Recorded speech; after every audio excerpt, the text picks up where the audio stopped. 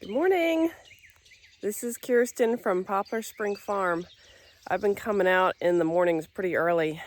Been getting up about 5:30 and having my coffee and Bible time, and then getting out to the garden here around 6.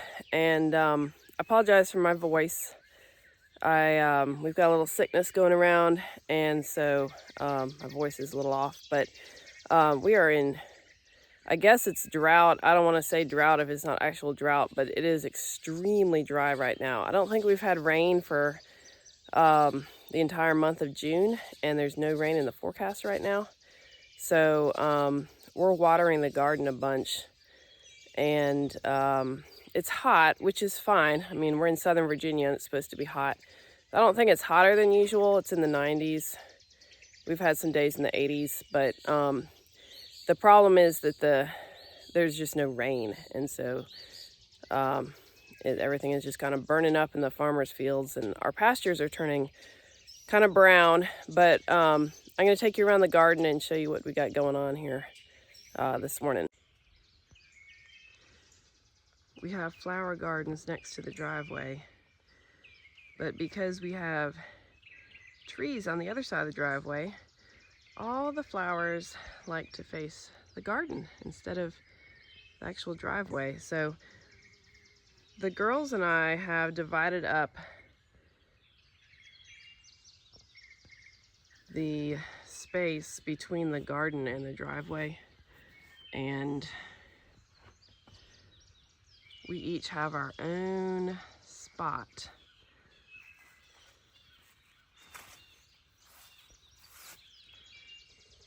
A lot of blooming stuff right now.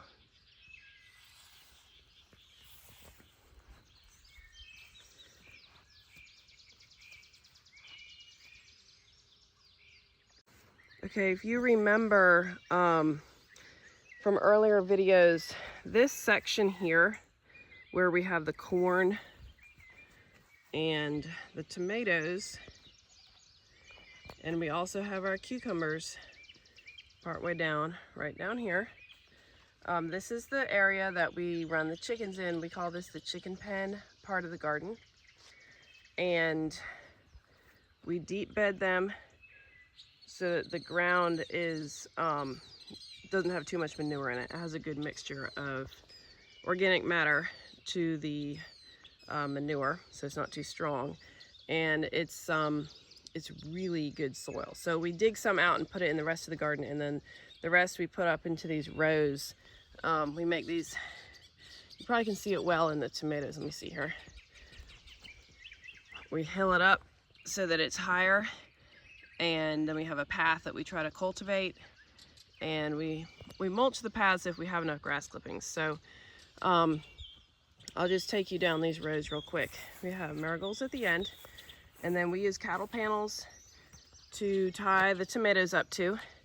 I am not a fan of cutting tomatoes back too much. They need to be trimmed. All the leaves need to come off the bottom, and then I pretty much let them do what they want to do. And we just tie them up with rope. We get a cotton rope from Lowe's, and we just keep tying them up. But what you don't want is you don't want any you don't want leaves touching the ground. So like this has been tied up for a while. We need to come through here, and we need to take these branches off about right here. You know, right here. We'll cut another one off right there. And you just don't want anything touching the ground because that brings disease. And before we harvest, I actually will come in here and I'll just thin them a little bit. And again, that is just these leafy branches that don't have anything on them. All the other branches that are going to bloom and produce fruit, we just leave them, and we get, I don't even know how many tomatoes I have here. I think I have a little over 30, maybe 36, something like that. And we do all we can, all our tomato products. We don't buy any tomato products. This is all that we need, and we're a family of 10. So not trimming down the tomatoes too much, that is a big deal. I know it's really popular among homesteaders these days to just trim tomatoes down a lot, and they take out what they call suckers.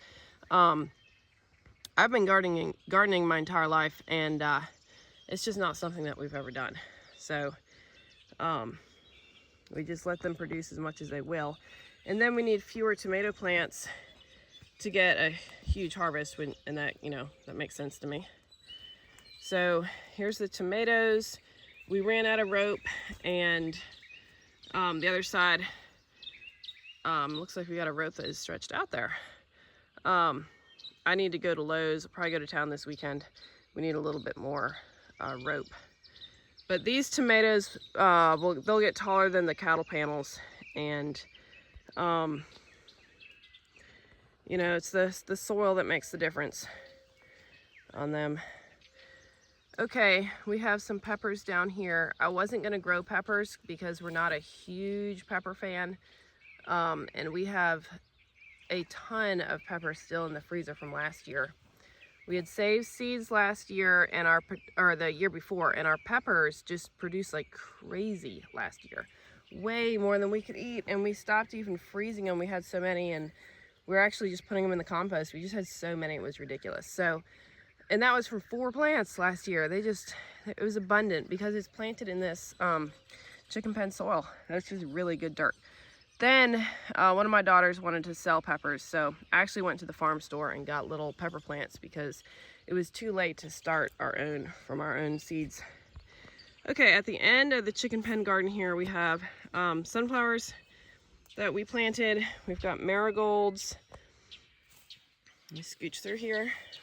The end of the cattle panel, there's one blooming there. Okay, here's the end. So we have 2 full rows of tomatoes. This is 3 cattle panels long, and then we have the corn. In each row of corn, we double plant, so not just 1 row and then a path and then a row and a path. It's 2 rows of corn and then a path. That's how we always do it. And the corn is starting to tassel, which is that's fine. It is way over my head. In fact, I can show you that. Hang on. Okay, here I am in the corn, and you can see that it's pretty tall here. So what we had to do earlier is we took a 6-foot stepladder and we bungee strapped a sprinkler to the top of it so that the water would not hit the sides of the corn plants, but be high enough that it would come down on top like rain, so we wouldn't hurt the plants. And the reason that you want to keep your corn watered when it's small is if you have short corn and it tassels short, then you'll get small ears. So corn is only going to grow for so long, and so you have to really get a good start on it, and you got to get water to it to get it up. If you get it nice and tall and you have nice thick stalks from plenty of water, you know, rain or sprinkling or whatever you got to do, then you should get nice big ears. So now it's nice and tall, it's over my head, and it's starting to tassel, so that's great. Okay, so coming out of the corn here, I don't know what happened. I told the kids to plant sunflowers, and they planted them down half, and then they did not apparently plant them down this half. So we got some zinnias in here instead. A little late, but that's all right. They'll just be blooming a little later, and they're small and coming up. But I wanted something in here pretty. So here's the end of the corn on this side, and we have more little zinnias coming up. And then we've got some more sunflowers over here, and some of these actually came up from seeds from last year, like all these that are already blooming. And one of my sons, who actually really enjoys flowers himself, he's 9, he transplanted a whole bunch over here by the edge of the fence so that we would have them over here and not in the middle of the garden. So all right, a little tight in here. We got a couple potatoes that came up from the compost. This is where we had the compost sitting, so we're just leaving them until they're ready to dig. We've got a couple more pepper plants and the back of a flower garden. And there's another potato that came up, and we eat so much with our big family that if there's a potato that wants to come up, we'll take it. not gonna pull that out. So, all right, this is the regular garden, what we just call the regular garden, because this is the part that we have gardened for many years. And if you're new to my channel, I know it's a little confusing. This is the regular garden.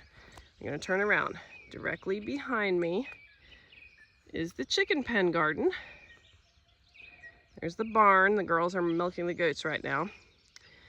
And then we chopped off the end of one of the goat fields, and that down there is what we call the new garden, because we just needed more growing space. So last fall, late fall, we chopped that off, and we are turning that into garden. So just to try to explain what we got going on. So in this area we have we've got some zucchini, and this was the bed where we had a bunch of strawberries that the girls cleaned out, and there were some potatoes, so we're letting them do their thing, and then we're going to plant more zucchini seeds in there. We like to do succession planting, so we have, these are the first zucchinis, the other bed I showed you is the second, and then in about a week we'll harvest those potatoes and we'll plant new seeds. So we just have continual zucchini. We don't, not everyone likes zucchini in this family, and we don't need tons of it all the time. A small amount, or a small amount all the time instead of a big harvest is kind of what we need. So our onions did not do well. I've never seen onions start so poorly. We actually had a lot of trouble starting the garden this year. We had more bugs and pests than I have ever seen, and I've been gardening my entire life. I've never seen something like it. So I mean, we had slugs getting everything, any kind of bug you can imagine we had. So the onions they're not as great as they should be, and they need to be weeded again. But we have so many onions still chopped in the freezer from last year, because we had so many, that we're gonna be okay. Even if all we have is fresh eating, we'll be fine. So these real small ones are the ones that we started from seed, and I think they're actually gonna do the best anyway. So, all right, let me show you what's on the other side across from the zucchini, because I've got these 6 beds right here that are just short with a path between them. So this area right here is where the sweet potatoes are going in, and I start my own sweet potatoes, so they're not all planted at the same time because they're still sprouting. I've got them sprouting on the back porch, so obviously where they're growing well, that's where I got them in first. This bed right here has 30 plants in it, because I plant my sweet potatoes super duper close. There's no reason not to. They put their, here you can see how close I plant them. Each plant is going to put their sweet potatoes basically under where they are. They need a circle of, you know, 1 18 inches is fine. So you can really get them in close. And I like to put a lot of plants in close, no sense weeding extra. So I'll show you what I got here. Take these baskets off. So as the sweet potatoes put out you know, leaves and good roots up at the house where I'm sprouting them, then I bring them on down here. But so yesterday morning I went ahead and I brought 7 more down, and then see, they do really well, and they get used to being out here really well when they're covered. But if I did not have them covered, they would be completely wilted down. So and I think this one's a real big one. Let me see. Yeah, that's a nice big one right there. So, but regardless, it's just really hot and sunny, and they'll just wilt down. So I water them and cover them, and you can see how well they're doing. And then I'll start taking the covers off, maybe not all day, but giving them a few hours of really hot sun. You know, I won't do it today. I planted yesterday, so I'll give them a couple days covered, and then I'll go ahead and start taking it off. And here's grass clippings. It's so dry, we're hardly getting any, but I will mulch these little baby plants with that. My son dropped that for me yesterday and I did not even realize it. But as you can see, I do very thick grass clippings. So we've got them in the paths, and then that bed right there is mulched all the way, and this one is starting to be mulched. It keeps the moisture in, it keeps the weeds out, builds the soil. There's earthworms under there. That's how we do it. The more mulch we have, the better, and we are seriously lacking right now. A bunch of these beds do not have mulch because it's just too dry and we're not able to cut the grass. Okay, moving along, here's the onions. Here is a row of beans that we've been picking from. We try to start beans really early in the year so that we've got continual beans. This is where our potatoes came out of. If you saw that video, we just harvested a little over 260 pounds, and I have been canning those.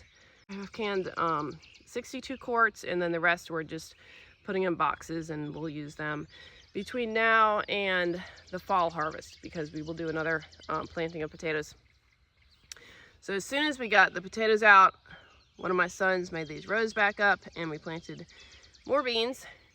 This is a row of potatoes that they're getting close. They're starting to get a little brown. So I'd say in the next couple weeks they'll be ready. And here is, I don't know if you saw the video I did about taking out the peas, but this is where the peas were. And the beans have come up, and this part of the garden has been neglected the last couple of weeks since we planted, and it needs to be weeded a little bit. But we also have a lot of potatoes that were just in here, and they will need to be harvested too. So, and then this is where the girls are starting to put some strawberries because they want to increase what they sold this year. They've been selling strawberries. We have, I mean, way more than we can use. So we make all our jam and we just eat strawberries until people are actually getting tired of them, and then they're still able to sell a lot. So they're trying to increase what they have so they can sell more. They're all organic and all that. So here's one of their spots where they have them.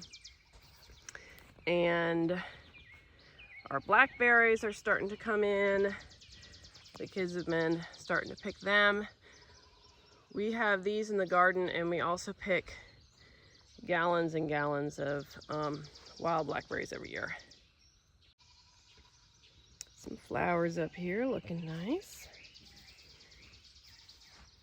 Some of my youngest kids have their flower beds up here, and they've done a really good job taking care of them. They haul dirt from the chicken pen to make their beds because well, this is the native dirt here, and it's just does not grow things well. So we make our dirt from the chickens. And there's a black-eyed Susan that came up on its own in the corner there. That is an example of bloom where you're planted, because that thing has got no water and it's in terrible soil. And it's blooming its head off. So, all right. Again, I apologize for my voice. Yesterday morning I could hardly speak, so I'm doing better than I was. Okay. Raspberries, and I transplanted these. I used to have them in part of the garden where the soil was really bad. I took them out last, maybe 2 years ago, and I put them up by the house in kind of a holding spot until I could get an area better down here. So now they're down here, and we have, we do eat raspberries every year, but we're hoping for a much better harvest, and they are doing great. So I think it'll be good. These are the Caroline raspberries, and our two new grapes. I am new to growing grapes, so I don't know anything about them. And we have some brown on their leaves that I think might be from lack of water. So we've been giving them a little more water than we had been. We need to get these trellised. Okay, I'm going to just show you from this end. This is the berry end of the garden. There's the blackberries, strawberries, and this is looking from this direction, right across the regular garden to the chicken pen garden. And now I'm going to take you into the new garden area, which will be pretty quick. We don't have a lot in here. First, my little flower boxes. So we got a little pretty color in here. And Then we have a row of peach trees. These came up in the compost from pits, so we just put them out here. And then I'm gonna explain this area here. So this was woods, and then we had stuff logged, so then it was cut over, and then it was goat field. Well, first it was pig field, then it was goat field, and it's just rough ground. So we hauled hay from the barn and from another shed where we have goats and from the cows, and we put it all here. And some weeds are coming through, and we're weed eating them off. And then when we pull the chickens out of the field at the end of the year, we'll put them in here, and they'll winter in here, and they'll start getting this soil good. And we'll deep bed them. We'll give them much more than this. So we have some places where stuff is planted, and what we did was we hauled dirt out of the chicken pen, and we made kind of hills, and we planted them with that dirt. So we have mini pumpkins here, and then we have cantaloupe. And some of this stuff did get planted a little late, so it's still small. We have another place where there's a cantaloupe, and it's got nice big cantaloupes on it, but this stuff's gonna be a little late. That's all right. Okay. Down here, one of my daughters wanted to grow pumpkins. Usually the kids grow them just kind of for fun. So we have Connecticut field pumpkins growing here. And again, it's just planted in dirt that we hauled out of the chicken pen. So they're starting to bloom, and the plants are nice and big and healthy. So we'll see what we get. There are some blueberries down there, and then they're starting to put in some rows of strawberries here, and it's been so dry. You can tell from the cupped leaves how much they need water, so I'm gonna water them again in just a minute. Okay, last thing to show you is the butternut squash here that we have growing on our cattle panels. We grow butternut squash every year. We usually grow a ton of it, and that's our pumpkin needs. We prefer butternut squash over regular pumpkin, and if we have any extra, we give it to the pigs. It's good pig food, so we just grow as much as we can. But I like growing it on a trellis. That works really well. So we're getting it to go up these cattle panel hoops, and we actually had a little trouble with the butternut squash. This side is growing really well, and for some reason we lost several plants on this side. I have no idea why. They just died. We're just having heard other people say this too, something funny about the gardening this year. So a lot of bugs, and some plants just dying and stuff like that. So that's all right. We replanted. We got plenty of seed, and we just have to be vigilant to get our harvest. Get out here every day, see what needs to be done, and get it done. So some of these plants are still really tiny. That's okay. They've got time. Oh, I see a little butternut. Let's go look at it. Right over here. It's already bloomed. That's good. I love butternut squash. They're so beautiful. So yeah, there's plenty. Yep, this is looking good. So